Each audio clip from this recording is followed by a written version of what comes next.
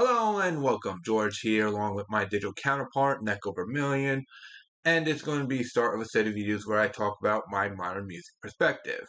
And as you can see above, that's my video history, which includes some previous attempts at this set of videos, which were of low quality, so I took those down and decided to redo them. Hence what you're seeing now. And before anyone gets into the weirdness of it, one, I'm talking about visual elements, which a lot of people seem to get a hang up on when it comes to music for some reason. And number two, my digital counterpart is not a bot, not an artificial intelligence. I'm simply using two webcams, one of which is for motion tracking. So whatever I do in front of the said camera does movement, although why everything's mirrored, I don't know. So anyways, on to how the hell we got here and the like. Starting with the timeline. Oh, and before going further, please don't harass or hassle any of the people I mention. And likewise, if you're someone who does react videos, you're more than welcome to do so. On to the timeline. To put it simple, technology has existed before computers that play music by themselves. And yes, I'm aware of spelling mistakes. But yes, you got the orchestrions. And of course, you also had automatons, some of which did play instruments. And those things have also enamored to public.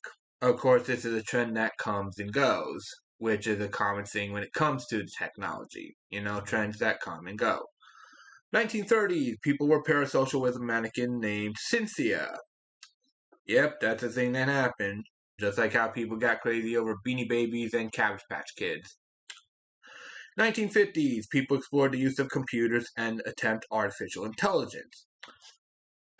1989 to 1998 were various influences. Henson has the CGI puppet Waldo, which I admit is an influence on me. Daft Punk made Hiding Your Face popular within the music scene, and then came the rise of a popular digital band, the Gorillaz. V concerts also came about, which got the ball rolling for hologram shows. And obviously, groups like Gorillaz did do hologram shows as well after the whole thing with V concerts. 2007 is the rising popularity of text-to-speech synthesizer program Vocaloid and their mascot Hatsune Miku.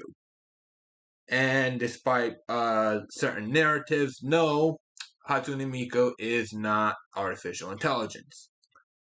2013 seems to be when deepfake holograms became more mainstream. This was controversial due to the imitation of dead celebrities like Tupac Shakur.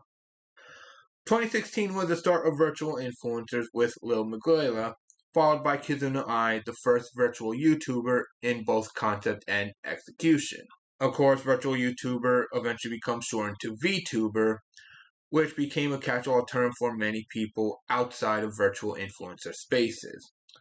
Then came the announcement of the metaverse, which divided people on their views of anything digital and virtual. Although I will admit one thing I accidentally omit is the whole thing of auto-tune, which also gave a negative view on digital and virtual.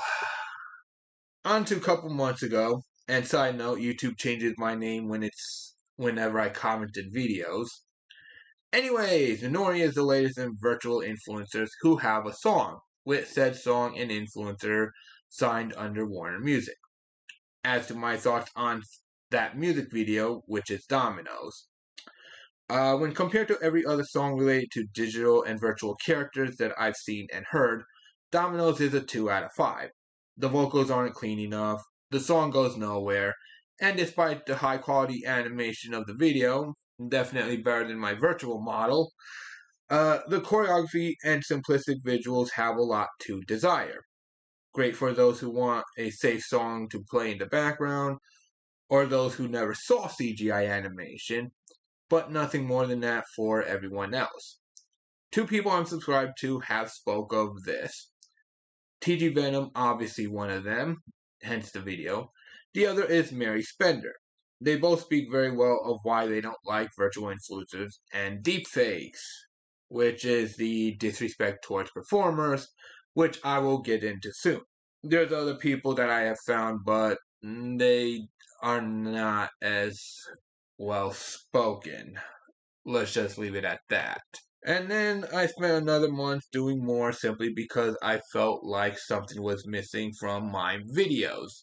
And I will soon realize there's a lot more than I know. And so, from Dominoes to the rest of influencer space, I began my deep dive. To avoid stretching this too much, I will present and explain the image I'm showing. I will explain Mary, so I will speak of Kyle the Hooligan.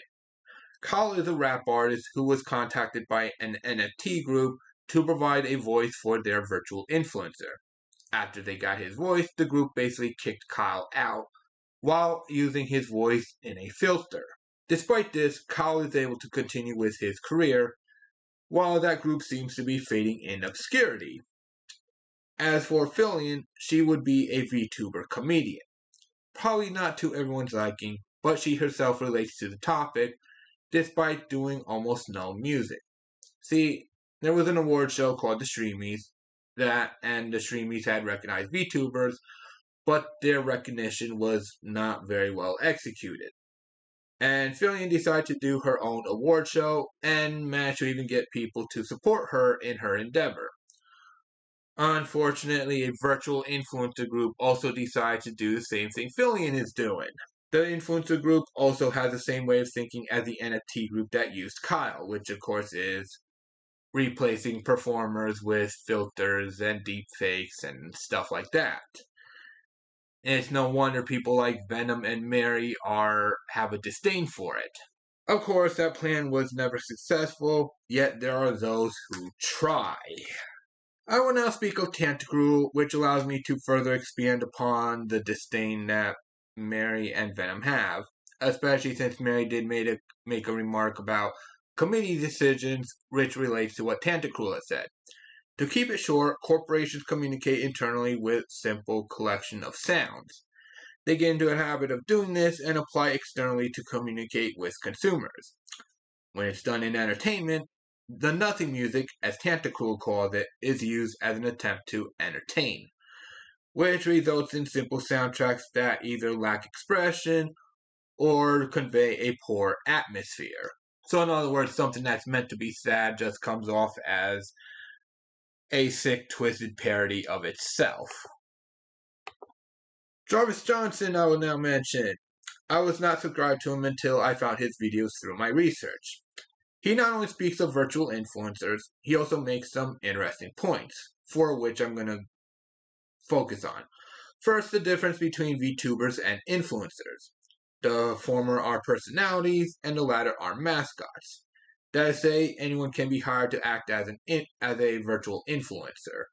Thanks to the filters and stuff like that. And although there are rare exceptions to this rule, VTubers, the majority of times, tend to have a single artist basically portray the personality, and oftentimes they put an element of themselves into the character.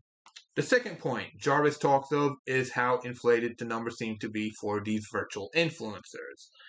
It seems to be a lot of attention, but at the same time, none. And I agree with this because there seems to be no community discussing the influencers aside from talking heads like us. And there's also the media hype. The third point is AI, artificial intelligence. People get worked up over the mention of AI, yet in most cases there is none. Basically, it's used as a buzzword to get attention, which leads to the fourth point, which is clickbait articles and other inaccuracies. There have been a lot of articles like the one I'm showing from Design Boom. Warner Music signs record deal with first AI virtual pop star Nonori. Of course, corrections from other sources have been made, recognizing that this isn't artificial intelligence. But still sticks with this idea of Nonori being the first when it comes to the virtual. See, Warner is the last of the big names to sign a virtual pop star, which means Nonori is far from the first of anything, aside perhaps from the use of vocal filters. Even so, the whole never aging and the like is a rather moot point when considering that recording devices like CD and vinyl do exist. So there's really nothing new there to really expect or even get hyped over. Now to reference another person in YouTube's music scene, Venus Theory. I do need to mention that he did have a video about brands becoming producers. That unfortunately was taken down. Basically, his video was about companies outside of the music industry signing musicians.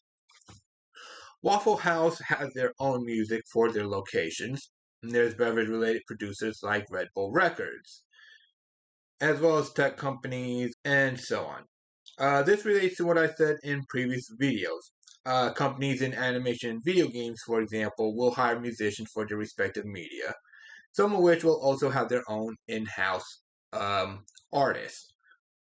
Examples include Sega, who's famous for Sonic the Hedgehog, and Arc System Works, who's famous for Guilty Gear. Of course, musicians do need to be careful not to do anything that can affect the brand's reputation. And speaking of animation video games, there's also instances of musicians breaking into these media with their music, which includes people like Itamoto Suzuka, Toby Fox, and Zun. This comes back to VTubers. Going from bottom to top, we have the independent artist Tricky Wee, Iron Mouse, who's currently in the VShojo agency, and Galgura of the corporate group Hololive. All three do comedy, chatting, gaming, and singing. With everything said, I'm going to focus a little in the direction of Galgura and Hololive. To keep it brief, there is a virtual reality company named CoverCorp. The CEO, whose nickname is Yago, I keep saying that wrong, so whatever, is a big fan of pop music and idol groups. He really loves that sort of thing. And soon, people were provided some tech, which began Hololive, which would eventually expand internationally. And going back to the previously mentioned award show, the Streamies, Galgura of Hololive is who actually won the award. Due to deepfakes and other nonsense, some have assumed the award was given to artificial intelligence, when nothing can be further from the truth. It also didn't help that nothing from her streams were shown by the award show, hence why I feel he wanted to get involved. Despite this, there are those who understand and respect her as a performer, and while VTubing and companies outside of the music industry do give these artists a platform, and without the nothing music problem, most will ignore it or assume nothing is there, which comes back to Venus Theory and what he calls the bar gig problem. Simply put, not everyone goes to a bar to listen to music.